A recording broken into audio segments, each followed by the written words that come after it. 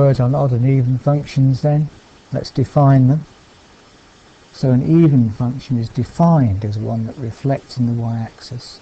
In other words, if I were to put a mirror down the y-axis, then if I look at the right-hand side, the left-hand side is a mirror image of that. That's the definition of an even function. And you can see, I think, that the cosine function is an even function. An odd function is one that that rotates about the origin with degree 2.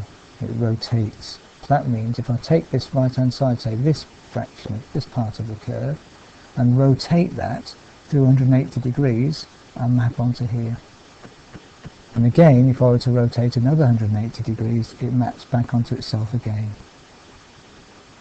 So there's two positions, 180 degrees and 360 degrees, where this function maps onto itself if I consider this part of the wave here. And that's degree 2, because there's the two positions. So if I can rotate this effectively through 180 degrees and get that to go to there, then it's an odd function. And we can see from this, the sine function is an odd function.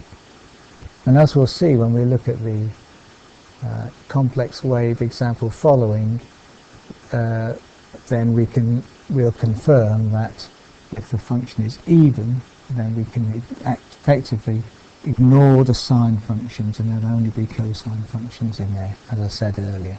And similarly, if it's odd, only terms involving the sine.